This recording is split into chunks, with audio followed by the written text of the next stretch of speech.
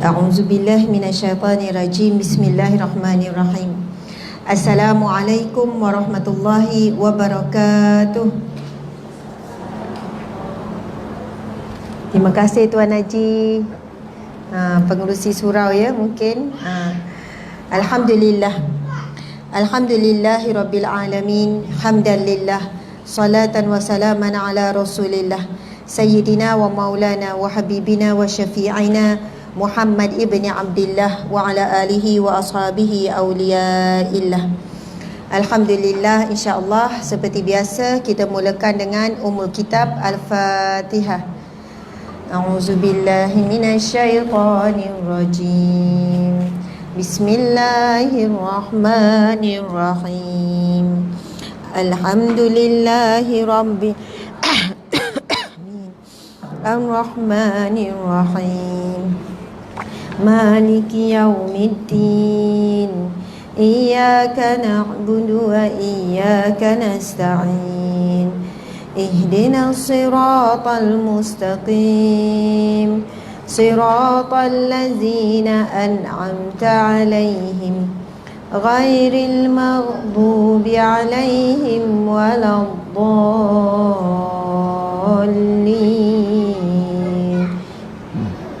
Amin. Amin amin ya rabbal alamin. Alhamdulillah, apa khabar semua? Orang Ampang, Selangor, masya-Allah. Alhamdulillah, hari ni terang benderang ni Tuan Haji kita buka lampu, masya-Allah. Alhamdulillah, subhanallah. Pada hari yang barakah, di bulan yang barakah, bulan Sya'ban. Hari ini 7 Sya'ban. Jadi berapa hari lagi Ramadan? Mula duk congok tu kan. Berapa tu lebih kurang? Dalam 21 hari ataupun 22 hari. Antara dua tu lah. Tak lama dah Ramadan. Lebih kurang dalam 20 hari. Lebih kurang 3 minggu saja lagi. 3 minggu saja ibu-ibu sekalian, kita akan bertemu dengan bulan Ramadan. Jadi jangan tinggalkanlah doa, Allahumma balighna Ramadan, ya Allah sampaikanlah kami ke bulan Ramadan. Sebab tidak ada sesiapa yang boleh menjamin dirinya untuk bertemu dengan Ramadan. Ada orang seminggu sebelum, ada sehari sebelum, ada sejam sebelum, ada 1 minit sebelum masuknya ke gerbang Ramadan, meninggal dunia. Maksudnya bukan semua. Dan kita dengar makin dekat ni, ada je khabar kematian. Saya kadang, bukan kadang, ada beberapa orang sahabat, kawan sama umur, sama baya pun ada yang pergi dahulu. Maksudnya dalam tempoh beberapa bulan ni. Walaupun tak ada sakit apa-apa kan. Ini di antara tanda-tanda akhir zaman, iaitu berlakunya banyak kematian yang mengejut. Subhanallah, alhamdulillah. Jadi pada tengah hari yang barakah ni, kita nak mula dengan kita tajuk mana dah hari ni? Siapa ada buat catatan tu? Kita hadis yang keberapa dah tu? 19. Oh, hari tu langkau. Okey, jadi kalau yang sebelum tu hadis yang keberapa? Hadis yang ke-7. Okey, insya-Allah kita akan baca hadis yang ke-7 yang bertajuk Mahkamah Qadhi Rabbul Jalil. Betul tak tajuk tu? Okey, kita baca sama-sama ya. Bismillahirrahmanirrahim. Semangat sikit orang Pang, kuat suara sikit. Ada air, minum air. Tengah hari yang agak kepanasan sikit kan. Dia dah buka dah semua kipas ni. Tubik nogori lah pula. Kipas semua dah dibuka dah ni. Dan kita berada di bawah atap. Bukan bawah terik matahari betul-betul. Subhanallah. Maksudnya sebenarnya kita dah pun sedia dalam nikmat. Nikmat yang paling besar pada saat ini, nikmat apa ibu-ibu sekalian? Nikmat? Ya, sehat. Betul lah. Sehat itu nikmat. Sakit tu nikmat juga, Masya Allah. Nak sihat ke nak sakit? Nak sihat, betul kan? Dia ada nikmat yang berbeza. Semalam saya ada bacakan satu hadis Nabi SAW. Ada Nabi bersabda, sesungguhnya apabila seorang hambanya seorang manusia itu sakit, akan diutuskan malaikat untuk melihat keadaannya. Allah akan mengutuskan malaikat. Sekiranya hamba itu redha, maksudnya Allah akan bertanya, bagaimanakah keadaan hamba-Ku ketika sakit? Allah uji, time-time kita sakit kan, Allah akan utus malaikat untuk melihat keadaan kita. Lalu apabila malaikat ni menyampaikan kepada Allah, ya Allah, dia sangat redha dengan sakit yang diberikan olehmu, dan dia tanpa henti, tidak berhenti berzikir kepadamu ya Allah. Lalu Allah pun berfirman, Allah berkata, sekiranya aku mengambil nyawanya pada saat ini, nescaya wajiblah baginya syurga. Subhanallah. Betul tak orang sakit tak berhenti sebut nama Allah? Kalau sakit gigi tu sebut nama suami ke nama Allah? Nama Allah kan? Aduh, ya Allah, ya Allah, ya Allah, ya Allah, Allah, Allah, Allah, ya Allah. Sakit gigi kan. Sakit apa pun, sakit kepala ke, sakit hati pun sama. Allahu Akbar, ya Allah, sakitnya hati. Allah, Allah, ya Allah, ya Allah. Jadi kita lebih banyak ingat Allah waktu sakit ke waktu sehat? Waktu sakit walaupun sejam, mungkin himpunan zikir sampai 1000. Mungkin sampai 100. Kalau waktu sehat sejam, tak ada nak berzikir banyak tu. Berzikir sikit mengantuk. Sebab itu ada orang sakit yang tenat, kanser ke apa ke, akhirnya mati dalam keadaan sakit.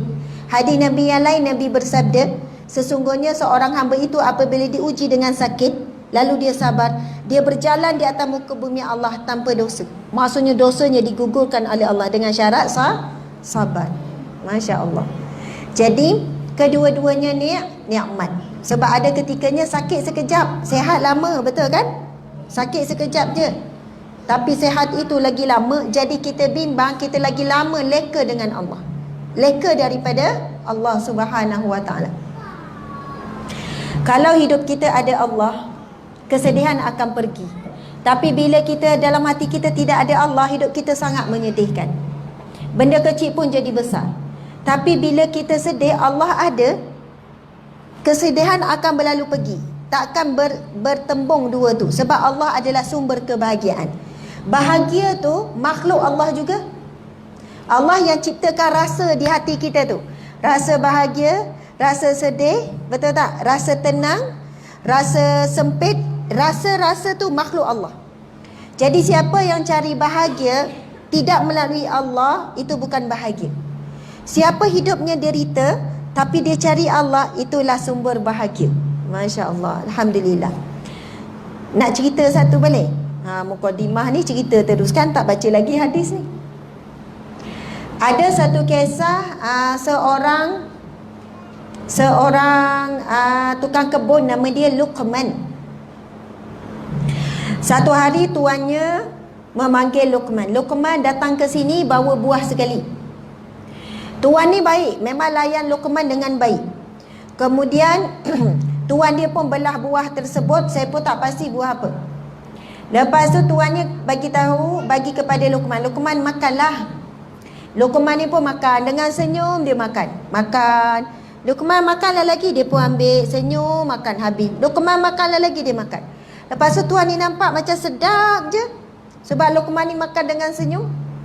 Kemudian bila tuan dia kata tinggalkanlah sikit tu, aku pula nak makan, tuannya pun makan terus muntah balik. Sebab apa? Buah tu rupanya terlalu masam. Bila tuan ni tanya, wahai Luqman, kenapa kamu buat begitu tadi? Kamu makan dengan senyum sedangkan buah ini masam. Apa jawapan Luqman? Wahai tuanku, kamu melayanku dengan sangat baik. Keperluanku engkau penuhi. Sekali-sekala engkau memberikan yang kurang baik kepadaku, takkan aku terus nak bermasam muka? Masya Allah. Umpamanya kita dengan Allah kan, Allah bagi kita banyak yang baik-baik, Allah bagi kita banyak nikmat. Sekali-sekala Allah uji dengan sakit. Sakit hati ke, sakit zahir ke, Allah uji dengan penat. Kan rehat tak penat lama, penat sekejap, tapi bisingnya mulut masa penat. Saya penat ni, awak pula minta kopi. Mak penat ni, masa ni lah nak buat perangai. Penat tu bukan selalu. Yang banyaknya rehat-rehat, okey, tak penat sangat. Tetapi Allah perhatikan kita, betul kan? Hamba ku ni nak sedap-sedap je, Sedangkan syurga itu bukannya laluannya mudah-mudah, sedap-sedap. Laluannya adalah duri, nanah, sakit, sedih, pedih.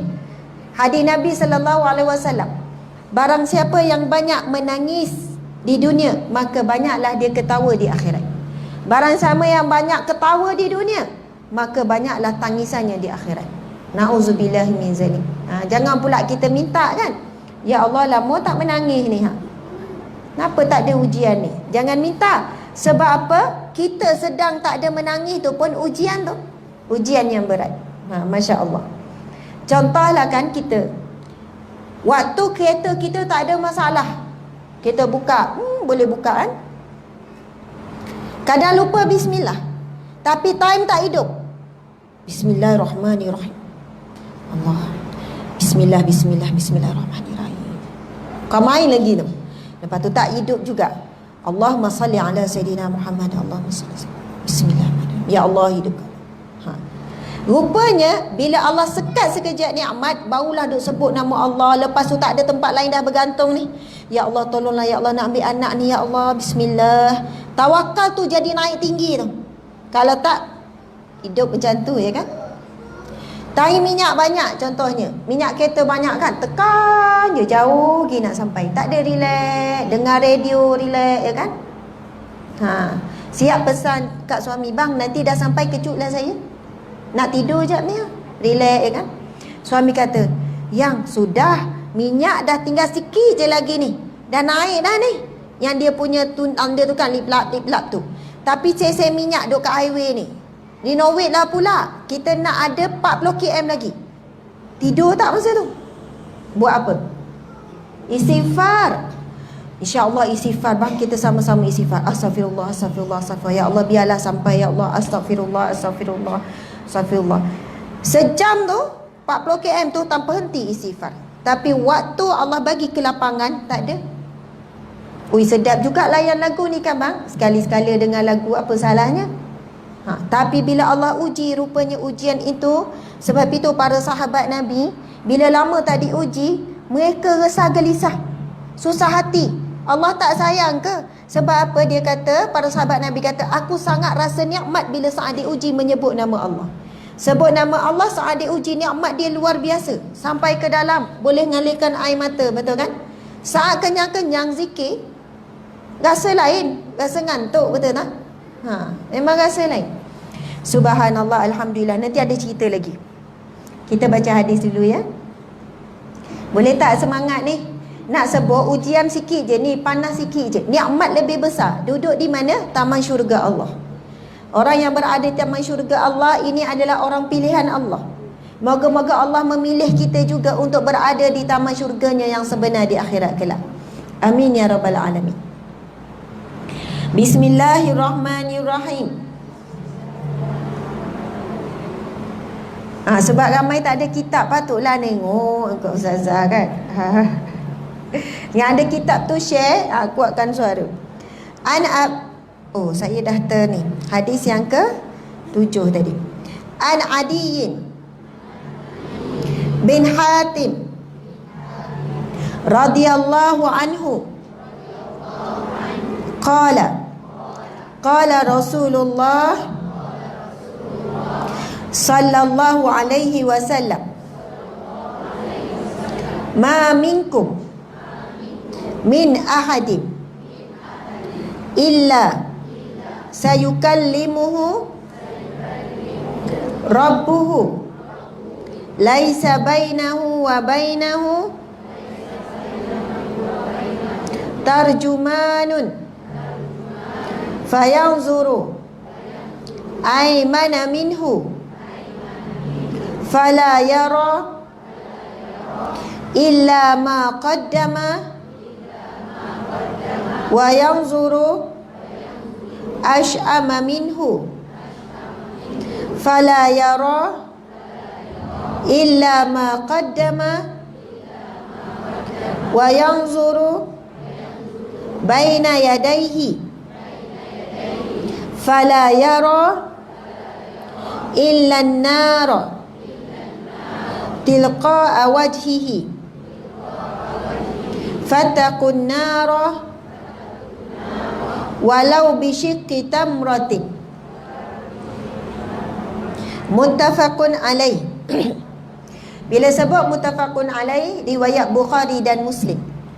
Artinya daripada Adi bin Hatim radhiyallahu anhu berkata, Rasulullah sallallahu alaihi wasallam bersabda, tidak ada seorang jua pun di antara manusia ini kecuali pada hari kiamat nanti akan dipercakapi oleh Allah Subhanahu wa taala, dihadapkan ke mahkamah Allah Subhanahu wa taala. Maka pada waktu itu tidak ada orang lain yang sanggup menjadi juru bicara antara keduanya sebagai orang yang ketiga atau peguam. Maksudnya Allah, kita akan berhadapan dengan Allah, tak ada orang tengah ni. Lalu orang yang dipercakapi oleh Allah Subhanahu wa taala tadi akan melihat ke sebelah kanannya, maka ia tidak melihat melainkan hanya pahala kebaikan yang pernah ia lakukan ketika berada di dunia dahulu. Dan apabila ia cuba melihat sebelah kiri, maka ia tidak melihat kecuali hanya balasan perbuatan jahat yang pernah dilakukannya ketika berada di dunia dahulu. Kemudian apabila ia melihat ke hadapan, maka ia tidak melihat kecuali hanya api neraka. Maka tanamkanlah rasa takut terhadap api neraka, dan jauhilah seksaannya, walaupun kalau kamu hanya mampu bersedekah dengan sebelah buah kurma sahaja. Hadis riwayat Bukhari dan Muslim. Subhanallah. Ini keadaan bila kita berada di mahkamah Qadhi Rabbul Jalil. Ketika itu kita benar-benar di hadapan Allah Subhanahu wa taala. Firman Allah Subhanahu wa taala, a'udzubillahi minasyaitonir rajim, yauma la yanfa'u malun wala banun illa man atallaha biqalbin salim. Di hari yakni di hari mahkamah kelak ni, mahkamah yang mana tidak ada orang seorang pun terlepas. Kalau mahkamah dunia ramai yang terlepas, betul atau tidak? Mahkamah di akhirat kelak, mahkamah Allah Subhanahu wa taala, raja takkan terlepas. Pemimpin parti politik mana pun takkan terlepas. Orang yang berada di mana-mana pun, setiap manusia, orang kafir ke, orang mukmin ke, muslim ke, mutakin, semua tak terlepas daripada mahkamah Allah Subhanahu wa taala. Yang kedua, semua orang akan dihadapkan dengan api neraka. Ini firman Allah dalam Al-Quran. Dibentangkan api neraka di hadapan seluruh manusia. Syurga tak nampak lagi. Syurga di mana? Di balik neraka, bukan duduk di sebalik neraka. Maksudnya kena rentas dulu titian sirat, luluslah titian sirat ni, barulah jumpa syurga. Tapi ketika di padang mahsyar, seluruh makhluk berada di hadapan neraka. Kemudian ada golongan yang Allah akan turunkan sutrah. Allah akan turunkan yang namanya sutrah ni, apa ni? Hijab ataupun penghadang. Soalannya kalau kita bayangkan langsir lah. Ini hadis Nabi sallallahu alaihi wasallam. Ada golongan waktu dibicara di mahkamah Allah esok, ada manusia yang ditutupkan, diturunkan sutra ataupun ada langsir, ada bidal, apa-apalah penghadang. Yang mana ketika itu dia dengan Allah saja. Manusia lain tak nampak. Manusia lain tak nampak. Maksudnya ini golongan yang Allah tutup aib mereka. Lalu Allah berfirman kepadanya, ini kerana kamu ketika hidup di dunia dahulu, kamu menutup aib saudaramu. Tak bercakap pasal orang, tak mengumpat pasal orang, tak buka cerita pasal orang. Orang yang suka tutup aib manusia yang lain. Walaupun orang tanya dia tetap dia tahu cerita. Tapi dia kata, entahlah, saya pun tak tahu. Saya pun tak pasti. Saya tak beranilah nak cakap. Padahal dia tahu ni. Orang tu datang cerita. Tapi sebab dia nak tutup aib. Kadang minta maaf, kita ni bukan aib orang yang jauh, aib anak sendiri. Kita boleh buka. Jumpa kan dekat surau. Lama tak jumpa, yelah. Apa khabar anak-anak? Baik, anak semua baik. Adalah seorang tu tak habis-habis buat masalah. Tiba-tiba buka aib anak sendiri. Boleh tak buka aib anak ni? Dia pun manusia macam kita kan? Kalau anak tu tahu, anak ni rasa malu tak? Malu. Dia mesti kecil hati dengan kita. Tapi kita rasa soalannya anak kita, macam ada hak kita nak bercakap buruk pasal dia. Kadang minta maaf ibu-ibu sekalian, ibu-ibu kadang bercakap aib anak ni dengan anak ni, aib menantu ni dengan menantu ni. Betul tak ni ibu-ibu? Na'udzubillah min zalik. Solat banyak, puasa banyak, sedekah banyak, tapi yang akan memberatkan timbangan neraca amal buruk adalah bab manusia, hubungan dengan manusia.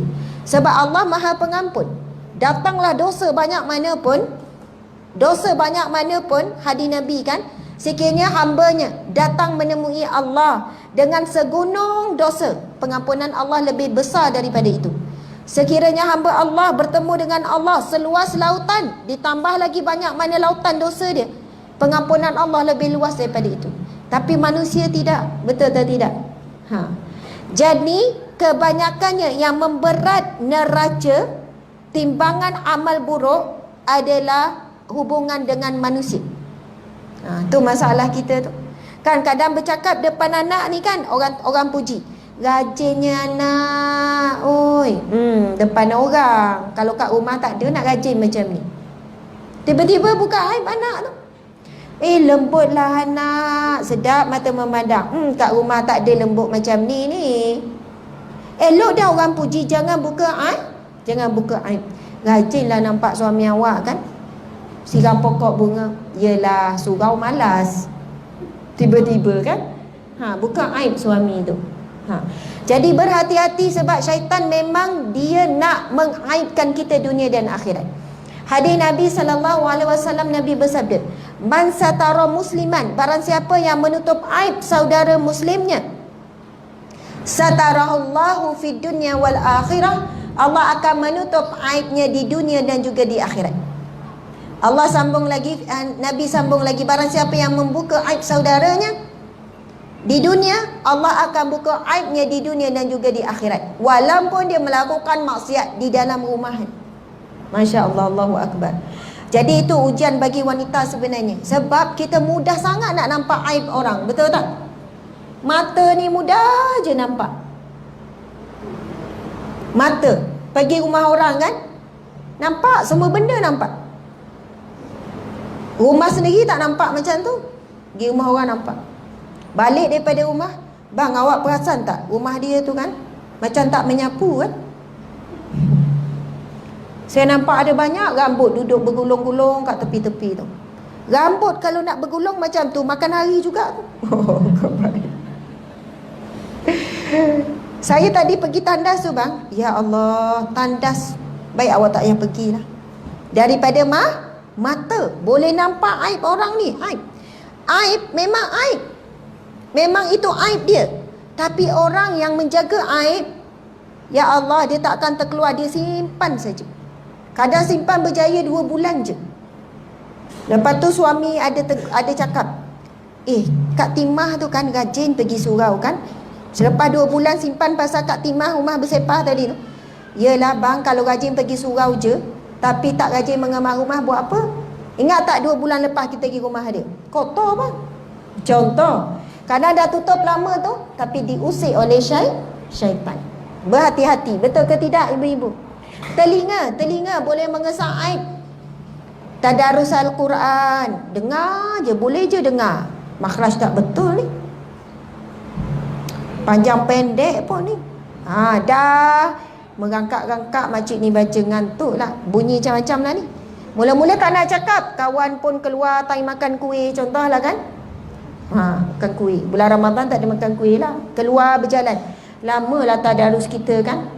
Yelah makcik tu datang, satu muka surat berapa lama dia seorang. Contoh gelak tu, yelah tu kan. Jadi nanti bulan Ramadan, subhanallah, Nabi ada bersabda, Allah tidak memandang kepada orang yang berpuasa yang tidak meninggalkan kata-kata yang keji, kata-kata yang menghina orang lain, merendahkan orang lain. Soalnya Allah tak pandang, dia puasa sama macam orang lain menahan lapar, tapi dia tak boleh nak baiki mulut dia. Allah tak pandang puasa dia. Allah tak nak, Allah tak mahu puasanya. Sebab itu puasa perut dengan puasa mulut mana lagi susah? Puasa mulut lagi susah. Bila masuk bulan Ramadan, kita ada puasa mulut, ada puasa perut, ada puasa telinga, ada puasa mata. Maksudnya bukan tak nampak, nampak tapi buat tak nampak. Bukan tak lapar, lapar tapi tak makan sebab bulan Ramadan. Bukan tak dengar, dengar tapi buat-buat tak dengar. Inilah puasa anggota-anggota badan yang lain. Jangan nanggung ke bulan Ramadan, hari ni jugalah kita cuba buat ya. InsyaAllah. Jadi mudah-mudahan kita tergolong di pada mahsyar kelak, golongan yang mana bila nak dihisap, Allah akan turunkan tirai untuk menutup aib kita, orang lain tak tahu. Kalau saya pun malu, Allah buka aib. Maksudnya kita semua ada maksiat masing-masing, betul kan? Masa tu semua tengok, oh ustazah rupanya cakap pasal sabar, rupanya tak sabar dia. Oh ustazah cakap sahur mak suami, rupanya macam ni perangai dia. Malu tak? Malu. Lagi kalau orang yang dikenali, betul kan? Masa tu tak ingat dah kot kan, semua ketakutan. Selamat jugalah. Tapi kita harap Allah tutup aib kita, subhanallah, dengan berusaha menutup aib orang lain. Baiklah, kita tengok, kita sambung lagi ni. Okey, Nabi kata, Nabi bersabda, maka bersedekahlah dengan sebelah buah kurma saja. Nabi kata, jauhilah daripada api neraka Allah, jauhilah daripada api neraka Allah, walaupun dengan sebelah biji kurma. Sebab apa ni? Janganlah pula kita yang ada berkotak-kotak kurma, bila time nak bagi sebelah biji kurma je. Kita ini Nabi sebut bagi orang yang tak ada kurma ni, dalam rumah dia tak ada apa-apa yang dia boleh sedekah. Bila cari-cari, ya Rasulullah, ada sebiji kurma saja. Rasul kata, walaupun sebelah biji kurma kamu sedekah, sebelah lagi kamu makanlah. Kita ni kurma nanti berkotak-kotak, betul tak? Beli satu kotak tak berapa sedap lah bang, yang ni nampak sedap ni, basah-basah. Lepas tu ada pula nampak pergi pasar. Ya Allah, kadang sampai membazir kurma kita, betul kan? Jadi kita yang diberi lebihan rezeki oleh Allah. Sahabat Nabi memang ramai yang fakir miskin. Sahabat Nabi memang ramai yang susah, yang hanya baju 2 helai, tukar-tukar 2 helai tu je lah. Ada baju selai je. Makanan memang tidak ada. Ramai fakir miskin, tak ada apa-apa makanan untuk dimakan waktu berbuka puasa pun ramai.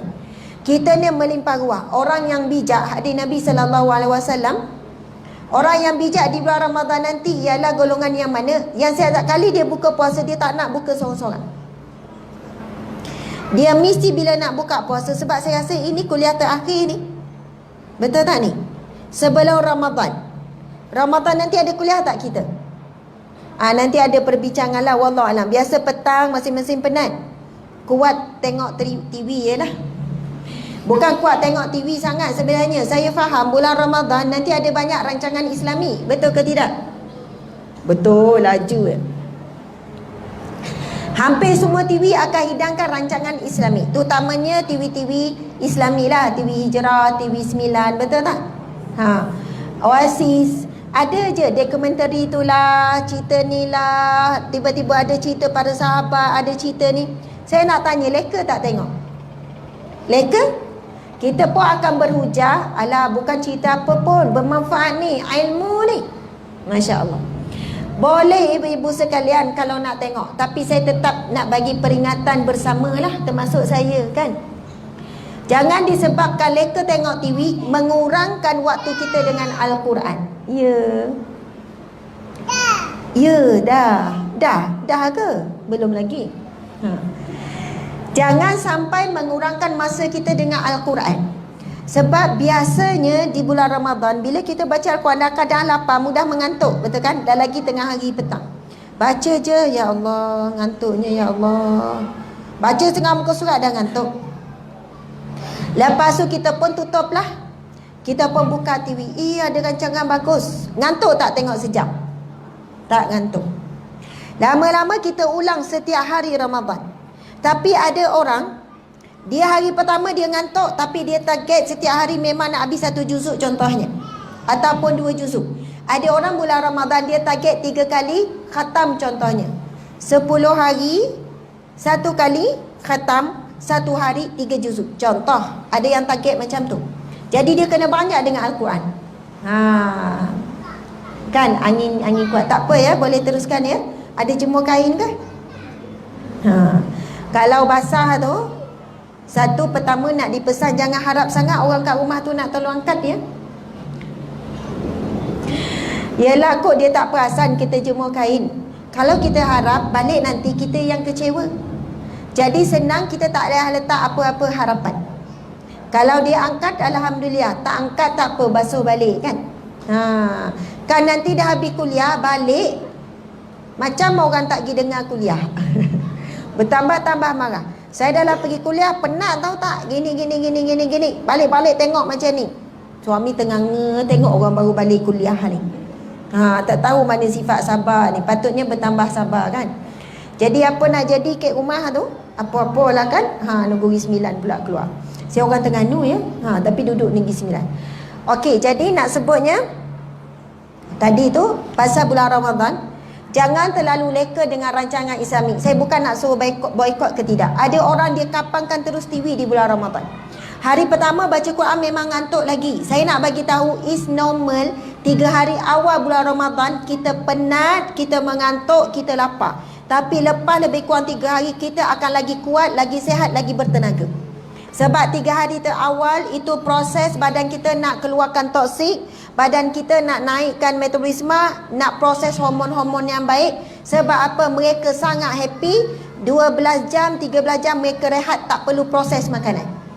Jadi tubuh badan ini bagi tumpuan kepada aktiviti yang selama ni tergendala selama 11 bulan. Sebab apa? Baru nak buat proses kan masuk makanan lagi, kan masuk kepek, kan masuk kacang, kan masuk tu. Tapi bila bulan Ramadan dia sangat gembira, tubuh badan dapat rehat. Sebab itu awal-awal tu penat.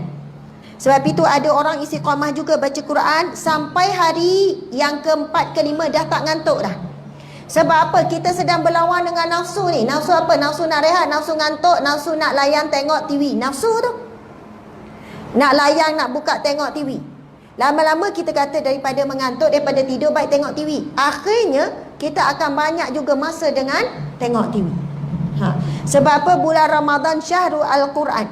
Lepas tu ramai ibu-ibu yang tanya, Ustazah bulan Ramadan ni saya kerja banyak Ustazah, tak boleh kurang. Kerja sebagai mak kan ada anak. Jadi saya tak boleh tambah masa saya dengan Al-Quran. Apa yang kita faham masa kita dengan Al-Quran? Syukur juga ni nak sebut waktu ni, ketika ni. Sebab nanti kena buat perancangan bulan Ramadan ni. Yang kita faham biasanya baca Al-Quran, ambil wuduk, duduk baca Al-Quran, ataupun tak ambil wuduk, ambil Quran dan terjemahan, buka Al-Quran, baca Al-Quran. Betul atau tidak? Barulah kita kata kita sedang membaca Al-Quran. Tapi kebetulan kita sibuk, kita kerja, kemudian balik rumah kita gaduh nak masak apa semua. Betul tak? Jadi waktu kita tengah Al-Quran sama juga dengan bulan yang lain, tak lebih. Bila malam dah terawih, lepas tu nak tidur awal sebab nak bangun ni, akhirnya sama. Sebenarnya istilah baca Al-Quran bukan semata-mata kita depan Al-Quran. Saya nak tanya ibu-ibu, hafal tak surah Al-Fatihah? Hafal. Hafal tak 3 Qul? Hafal. Hafal tak ayat kursi? Hafal. Hafal tak la yukallifullah? Hafal. Saya rasa ada banyak lagi surah-surah ibu-ibu hafal. Betul tak? Jadi sambil bawa kereta, ulanglah Al-Fatihah. Sambil bawa kereta, ulang 3 Qul tu, ulang. Itu dinamakan baca Al-Quran tak? Baca Al-Quran. Sambil menyapu, dia ulang keluar Allah je. Sambil memasak, dia ulang baca Al-Quran, ayat-ayat daripada Al-Quran. Jadi insya-Allah kita masih tergolong di kalangan orang yang sentiasa membaca Al-Quran. Tapi tidaklah sama seperti orang yang khatam Al-Quran 30 juzuk tu. Janganlah pula awak dah baca Quran, dah tak berhenti saya baca. Tapi memang betul ya ibu-ibu sekalian, saya cakap ni supaya nak memudahkan, supaya kita tetap tergolong di kalangan ahli Al-Quran di bulan Ramadan nanti. Jangan hanya tunggu, kadang kita tunggu nanti Zuhur nak baca Quran. Betul tak? Setelah sampai waktu Zuhur, tiba-tiba ada kerja lain. Tak apalah, nanti lepas asar baca Quran. Sampai asar ada kerja lain. Jadi masa terfikir nak baca Quran, baca masa tu juga mana-mana ayat daripada Al-Quran. Udah ulang ayat kursi. Udah ulanglah surah-surah yang kita hafal tu. Subhanallah, Nabi kan ada bersabda, barang siapa yang membaca Al-Quran, setiap hurufnya itu diganjari 10 kebaikan. Satu huruf diganjari berapa? 10 kebaikan. Rasul kata, aku bukan mengatakan alif lam mim itu satu huruf, tapi alif satu huruf, lam satu huruf, mim satu huruf. Contoh kita baca Bismillahirrahmanirrahim, ada berapa huruf? Cuba kira. Ada lebih kurang 19 huruf. Saya rasa 19. Cubalah Bismillahirrahmanirrahim tu, ba, sin, mim, alif, lam, lam, ha, alif, lam, ra, ha, min, nun, alif, lam, ra, ha, ya, mim. Semuanya lebih kurang 19. Kalaulah 19 kita genapkan 20. 20 kali 10 jadi berapa? 200. Baru Bismillahirrahmanirrahim. Bayangkan kalau satu muka surat agak-agak berapa banyak? Kalau kira-kira mungkin ratus-ratus ataupun ribu huruf. Setiap huruf itu diberi balasan apa? 10 kebaikan. Masya Allah. Sebab itu kalau kita mengulang-ulang pun surah yang sama, umpama kita membaca Al-Quran. Jadi saya faham kekangan ibu-ibu sekalian. Jadi jangan ketinggalan menjadi ahli Al-Quran di bulan Ramadan nanti. Itu salah satu kaedah. Tapi janganlah pula kita tak baca Al-Quran macam biasa tu. So kita kata dah banyak dah baca Al-Quran, tak berhenti. Okey, insya-Allah kita sambung baca keterangan. Boleh tak ni? Ke nak selit cerita ni? Minum air sikit ya. Bismillahirrahmanirrahim.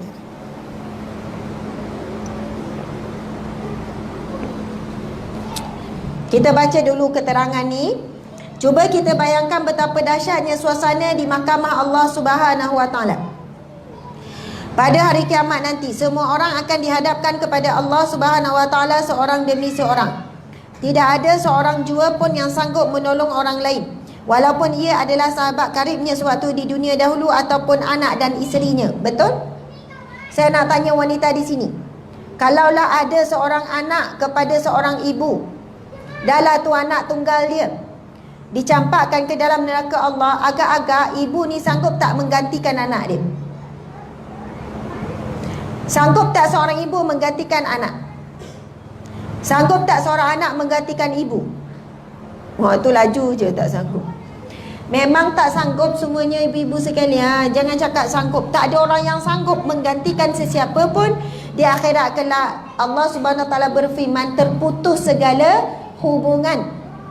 Suami isteri ke, anak ke, mak ke, terputus segala hubungan. Macam tak kenal, macam tak ada apa-apa. Akan saling menuntut. Semua akan menuntut.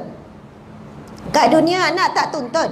Mak, saya nak tuntut. Nak tuntut apa? Mak tak ajar saya baca Al-Quran. Mak tak ajar saya solat. Mak tak kenalkan saya kepada Nabi Muhammad. Mak tak bawa saya ke majlis ilmu. Anak tak tuntut. Anak biasa tuntut apa? Mak, nak pergi jalan. Mak, orang nak beli tu. Mak, orang nak beli. Bak dunia anak akan tuntut. Tapi bak akhirat tak apa, tak dapat pun. Mak tak tekan pasal semayang pun tak apa. Tak tekan pasal solat pun, pasal Al-Quran pun tak apa. Tapi di akhirat kelak dia akan tuntut pasal apa? Yang itulah yang tak dituntut di dunia. Sebab nak dapat pahala. Bila betul dihisap, memang betul anak kamu memang layak menuntut semua ni. Sebab ini tanggungjawab kamu sebagai ibu. Masa tu nak tuntut tak dapat dah. Yang dapatnya pahala kita ni, pahala ibu ni diberi kepada anak. Masa tu tak ada dah ayat, sampai hati ya kau, kamu ni tuntut dengan mak. Mak besarkan kau, mak lahirkan kau. Masa tu tak guna dah ayat tu. Tak ada dah ayat-ayat tu. Sama juga, mak pun akan menuntut daripada anak. Jiran akan menuntut sesama jiran. Kat dunia tak ada jiran menuntut. Ada ke jiran bagi salah, Assalamualaikum, saya nak tuntut hak saya. Hak apa? Saya sakit hari tu tak datang ziarah pun. Saya nak tuntut, hari tu awak ni rumah ni, duduk rumah banyak-banyak ni kan. Awak susun pokok tu, punyalah banyak. Daun tu terbang ke koridor saya. Lepas tu susah nak lalu je baju saya tersangkut ada pokok bunga yang ada duri tu. Saya nak cakap contoh ni, contoh. Kat dunia tak ada menuntut. Akhirat kelak jiran akan menuntut. Maksudnya akan berusaha cari. Nak tuntut dia siapa? Yang ni boleh tuntut tak? Ada ni. Allah pun bentangkan pula. Okey, kepada siapa yang nak mahu menuntut. Dan para ulama kata, orang yang paling lama iaitu para pemimpin. Dan juga para orang alim. Yang ramai sangat orang akan menuntut. Kalau seorang bapa akan dituntut setiap anaknya. Kalau ramai isteri, setiap isterinya. Oi, lagi berat. Dituntut lagi adik-beradiknya. Dituntut lagi daripada siapa? Akan dituntut lagi daripada ibu bapanya, orang lelaki ni. Tapi kalau seorang pemimpin, bila dia dibentangkan, siapa mahu menuntut daripada dia? Ada berapa rakyat? Ada 2 juta rakyat. Ada 3 juta rakyat. Pemimpin, contoh. Berat ke tak? Oi, berat. Sebab tu jangan main-main. Sebab itu pemimpin yang adil, pemimpin yang beriman di tempat nombor 1. Apabila Nabi bersabda, 7 golongan yang mendapat naungan Allah di hari tidak ada naungan melainkan naungan Allah. Di pada masyarakat kelak, orang lain panas, dia dapat naungan Allah. Orang lain tak berpakaian, dia dipakaikan pakaian syurga. Soalannya orang yang paling beruntung. Yang pertama sekali hadis itu sebut apa? Pemimpin yang adil, maksudnya pemimpin yang beriman. Sebab bukan senang nak jadi pemimpin yang adil, pemimpin yang beriman ni, Masya Allah. Tapi kelebihan dia besar lah. Sebab itu bukan mudah kita nak jadi seorang pemimpin. Berhati-hati akan dituntut oleh orang alim. Ya Allah, dia orang alim tapi dia tidak menegur kami. Dia orang yang alim ya Allah, tapi dia ajar ajaran yang sesat. Ya Allah, dia alim ya Allah, tapi dia kejar dunia saja daripada ilmunya ya Allah. Jadi takut orang-orang yang ada kaitan dengan ramai manusia, dia akan dituntut dengan lebih ramai manusia. Subhanallah. Nauzubillahi min zalik. Jadi kita sambung lagi. Lepas tu ada ni pula kan, sound bunyi guruh tiba-tiba kan. Masya Allah, Allahu Akbar. Guruh, suasana pun dah mula gelap. Masya Allah. Cakap pasal kiamat. Cakap pasal pada mahsyar. Okey, kita tengok. Gerangan, mampukah engkau mengangkat mukamu yang berlumuran dengan dosa ini di hadapan mahkamah Tuhanmu? Tiada pembantu, tiada peguam. Bila kamu menoleh ke kanan seakan mahu meminta pertolongan, maka tiada yang ternampak kecuali hanya amalan kebaikan. Dan apabila kamu menoleh ke kiri, maka tiada yang nampak kecuali hanya perbuatan maksiat yang pernah kamu lakukan.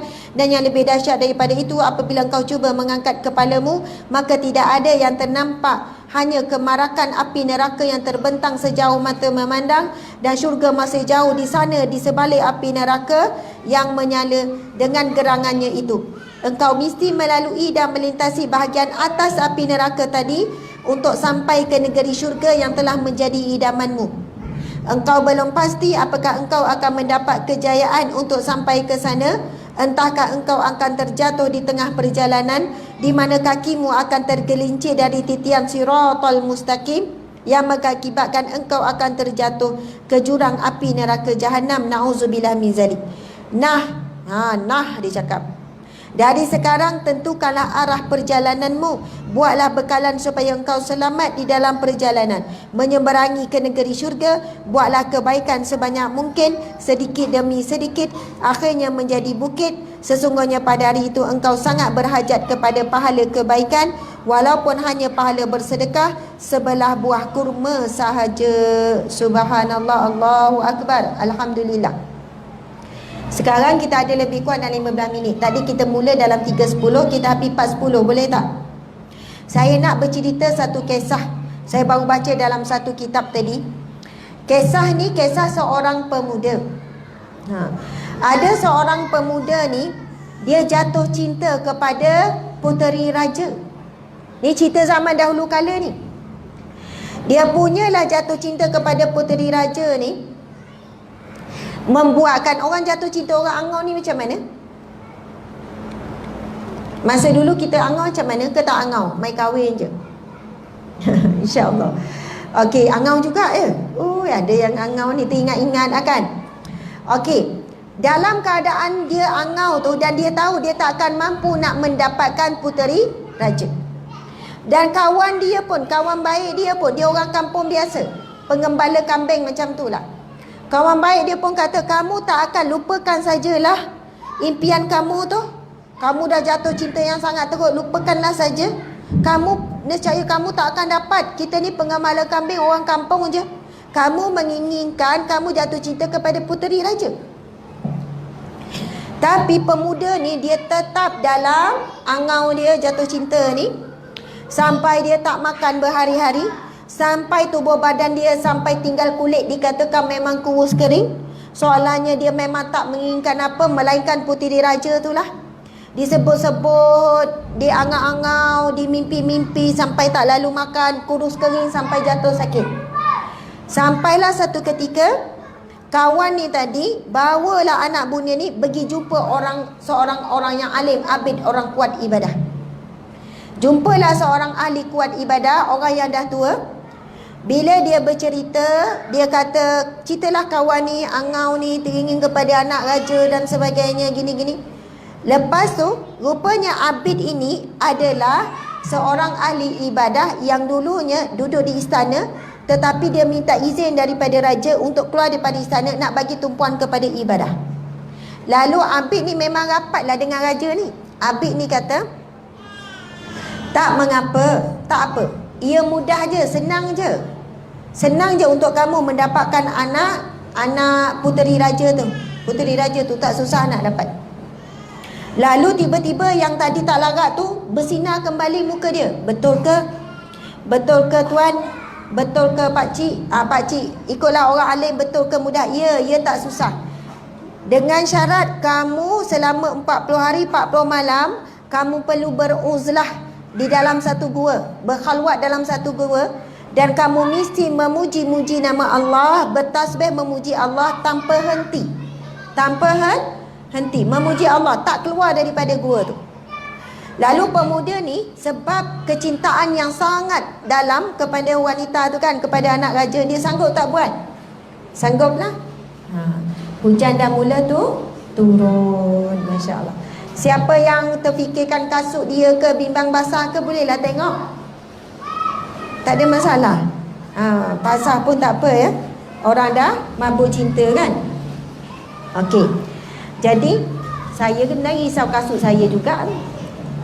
Rasa okey kot tadi bawah tu ada kasut warna hitam tu. Dalam kasut tu kasut kain kan, lencun kan. Ataupun siapa yang bangun tu kan nampak je ada kasut slipper, naikkan je kan. Kita bantu ni, ada berapa orang bangun, insya-Allah dia tolong angkatkan kasut tu. Jadi kita duduk ya. Boleh teruskan tak ni? Boleh dengar tak suara saya? Ya. Okey. Minum air sikit ya.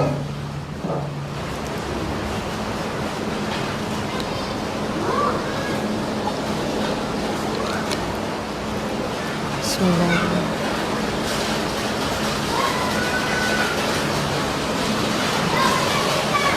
Kuat juga tu, tapi nak habiskan cerita. Nak tahu tak cerita dia? Nak tahu. Lepas tu pemuda ni pun disebabkan cintanya yang sangat dalam terhadap anak puteri raja ni, dia sanggup buat apa saja kan. Jadi dia bersetuju. Dia pun mula masuk dalam gua. Dia mulalah berzikir. Hari pertama tak berhenti, tanpa henti.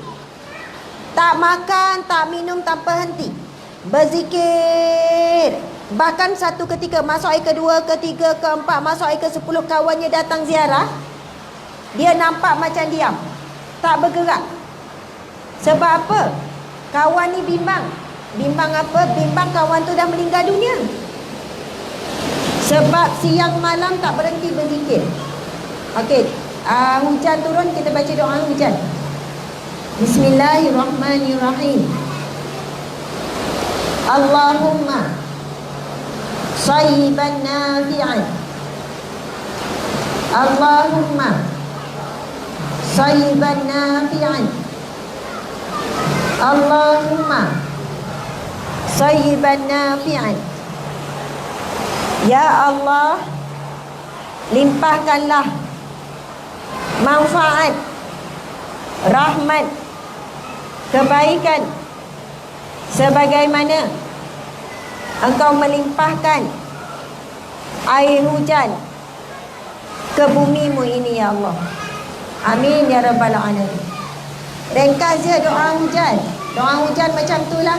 Allahumma sayyiban nafi'an. Ya Allah, limpahkanlah manfaat, limpahkanlah kebaikan, limpahkanlah rahmat. Masya Allah. Allahumma sayyiban nafi'an.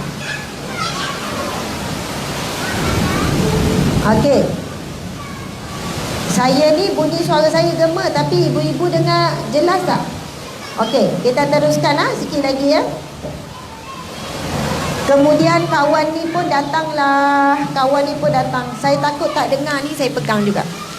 Lalu kawan ni pun datanglah berjumpa dengan nak ziarah ni, takut kawan dia meninggal dunia ke.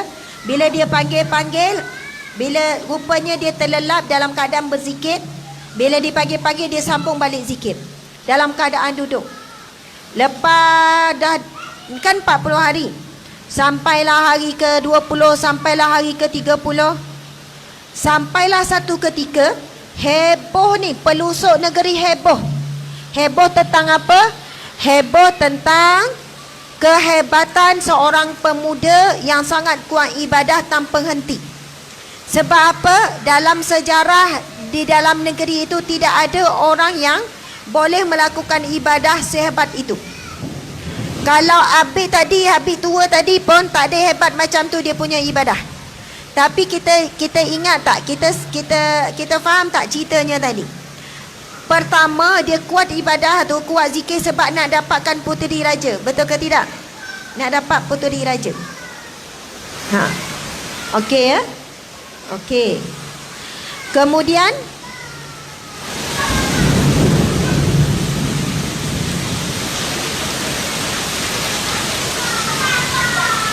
sementara tu kita selang dengan selawat boleh? Sebab biasanya bila hujan lebat dengan guru, kita dianjurkan apa? Takbir ataupun azan. Kita dianjurkan zikir subhanallah. Mudah-mudahan hujan yang turun ni membawa rahmat, membawa berkat. Bukannya hujan yang turun ni sebagai bentuk kemarahan Allah dan sebagainya. Masya Allah. Kita berselawat ya. Bismillahirrahmanirrahim. Sallallahu ala Muhammad. Sallallahu alaihi wasallam. Sallallahu ala Muhammad. Sallallahu alaihi wasallam. Ya Nabi salam alaika. Ya Rasul salam alaika. Ya Habib salam alaika. Salawatullah alaika. Sallallahu ala Muhammad. Sallallahu alaihi wasallam. Sallallahu ala Muhammad. Sallallahu alaihi wasallam. Ashraqal badru alaina. Fahtafat minhu al-budur. Misla husnika mara'ayna. Qattu ya wajha suri. Sallallahu ala Muhammad. Sallallahu alaihi wasallam. Sallallahu ala Muhammad. Sallallahu alaihi wasallam. Anta syamsun, anta badrun, anta nurun fawqa nuri, anta insiru wa ghani, anta misbahu suduri. Sallallahu ala Muhammad. Sallallahu alaihi wasallam. Sallallahu ala Muhammad. Sallallahu alaihi wasallam. Ya Habibi ya Muhammad. Ya arusan khafiqaini. Ya Muayyad ya Mumajjad. Ya Imam al-Qiblataini. Sallallahu ala Muhammad. Sallallahu alaihi wasallam. Sallallahu ala Muhammad.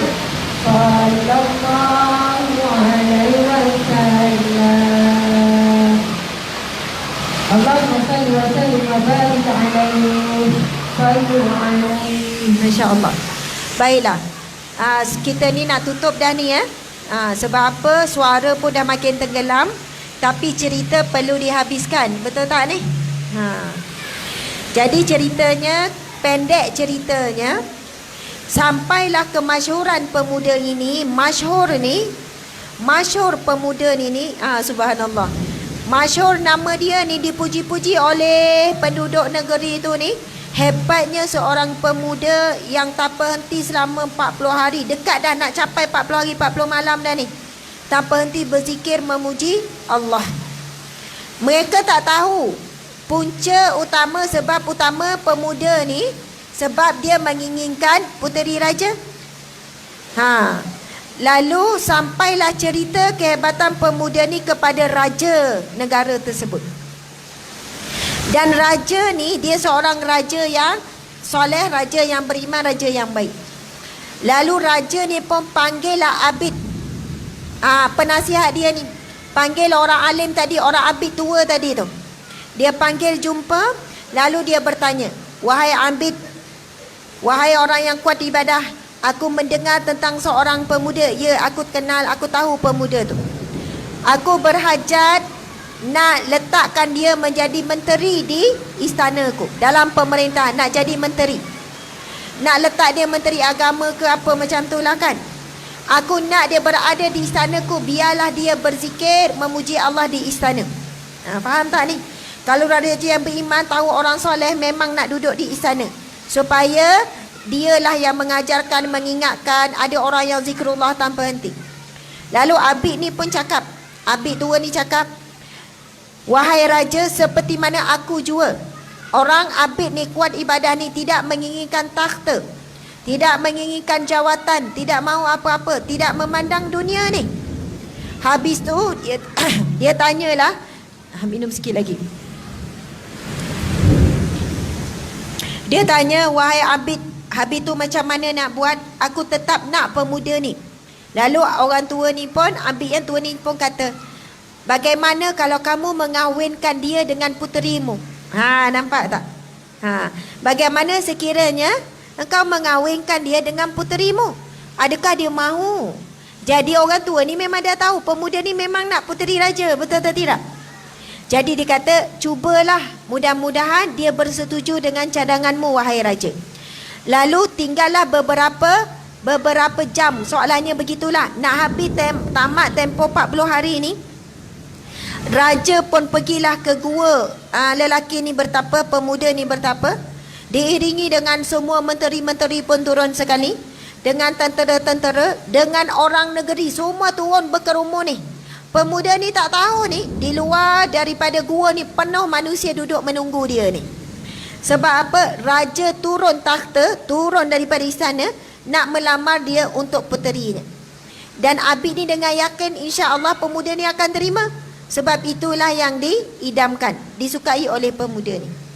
Bila sampailah habis dah tempoh 40 hari 40 malam tu, pemuda ni pun membuka mata, lalu dia pun melihat ramainya orang di kelilingnya. Tapi pemuda ni tenang saja, relax, tak adalah terkejut sangat.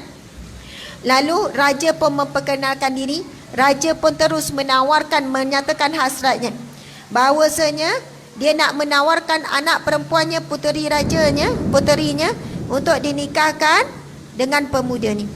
Lalu dengan tenang, masa ni kawan pada abid ni, pemuda ni suka sangat dah ni. Tercapai hasrat kawan dia ni nak nikah dengan anak raja. Lalu pemuda ni dengan tenang, lalu dia berkata, "Mohon maaf, minta maaf sebab saya tidak menginginkan anak raja. Saya tidak menginginkan anak tuanku." Maksudnya dia menolak dengan baik. Raja lalu pun terkejut. Raja sangat terkejut, rasa malu sebab ditolak, dia sendiri pergi meminang. Abid tua tadi pun terkejut, kawan dia pun terkejut. Dalam keadaan tersebut, semua bertanya, "Kenapa kamu menolak tawaran raja ni?" Kawan dia tanya, "Sedangkan kamu kan sangat menginginkan anak ni." Tahu tak apa jawapan dia? Kesimpulan kuliah kita pada hari ni. Saya baca kisah ni kan, saya kata indahnya lah jawapan pemuda ni. Pemuda ni kata, Sekiranya aku berzikir kepada Allah, aku berzikir kepada Allah, memuji Allah dalam tempoh 40 hari 40 malam ini. Permulaannya kerana menginginkan putera raja kan. Lalu pada hari ini Allah mendatangkan apa? Allah bukan mendatangkan puteri raja saja. Allah datangkan di hadapanku raja, menteri-menterinya, bahkan seluruh penduduk ni mari datang ke rumah ni, dan juga ditawarkan semua, soalannya dunia ditawarkan kepadanya. Bayangkan sekiranya saya teruskan berzikir hanya semata-mata kerana Allah, agak-agak apa yang Allah akan tawarkan untuk saya. Faham tak maksud dia? Kalaulah baru 40 hari 40 malam dia berzikir kan, tiba-tiba cukup 40 hari Allah datangkan semua di hadapan dia. Bukan setakat anak raja, raja duduk depan dia, menteri-menteri semua datang, rakyat semua datang. Dia kata, cubalah bayangkan sekiranya aku meneruskan memuji Allah kerana Allah semata-mata, bukan kerana puteri raja. Dulu kerana puteri raja. Jadi pemuda ni kata, aku nak meneruskan meminta dengan Allah, memuji Allah kerana Allah semata-mata. Nescaya Allah akan bagi lebih daripada itu, iaitu syurganya. Apa pengajaran yang kita boleh dapat daripada cerita ni? Kadang-kadang kita solat duha sebab harapkan rezeki, betul tak? Allah bagi tak? Allah bagi. Kadang-kadang kita istighfar sebab kita senang ada masalah, kita nak Allah selesai masalah kita. Selesai masalah, selesai. Kadang-kadang kita sedekah, kita harapkan dilipat gandakan lagi, sebab kita tahu kalau kita sedekah Allah akan lipat gandakan lagi. Lepas tu Allah bagi, ya Allah dilipat gandakan. Tetapi kalaulah begitu keadaannya, sekali-sekala kita kena istighfar, tak harap apa-apa. Kita puji Allah, tak harap apa-apa.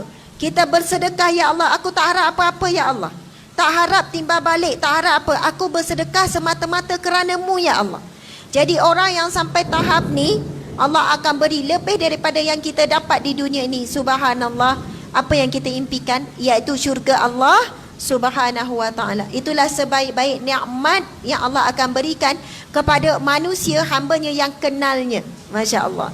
Alhamdulillah, saya mohon maaf salah dan silap. Terima kasih kepada semua para jemaah sekalian. Saya juga minta maaf, kita mungkin buat salam sekali, salam tangan tu yang selalu kita buat tu. Maksudnya kita tak sempat nak cium kiri kanan. Kalau cium kiri kanan tu dia tambah masa sikit. Saya perlu bergerak ke Segamat Johor. Pukul 9 kena sampai sana. Dah tengok waste tadi, perjalanan lebih kurang 4 jam. Jadi sepatutnya kena gerak teruslah, barulah insya-Allah sampai. Ini kalau hujan dia jadi lambat lagi lah. Jadi kita berdiri, kita buat macam biasa, salam sunnah, sambil tu kita berselawat kepada Nabi. Boleh ya? Lepas tu kalau insya-Allah siapa yang rasa nak juga salam peluk Ustazah, lepas tu ada juga yang nak ambil gambar, insya-Allah boleh. Buat kenangan kan. Alhamdulillah, insya-Allah, subhanallah. Jadi kita tangguhkan kuliah kita dengan tasbih kafarah dan surah Wal-As. Bismillahirrahmanirrahim. Subhanakallahumma wa bihamdika asyhadu an la ilaha illa anta astaghfiruka wa atubu ilaik. Bismillahirrahmanirrahim. Wal 'asr innal insana lafi khusr illa allazina amanu wa 'amilus solihat wa tawassaw bil haqqi wa tawassaw bis sabr. Wabillahi taufiq wal hidayah. Assalamualaikum warahmatullahi wabarakatuh.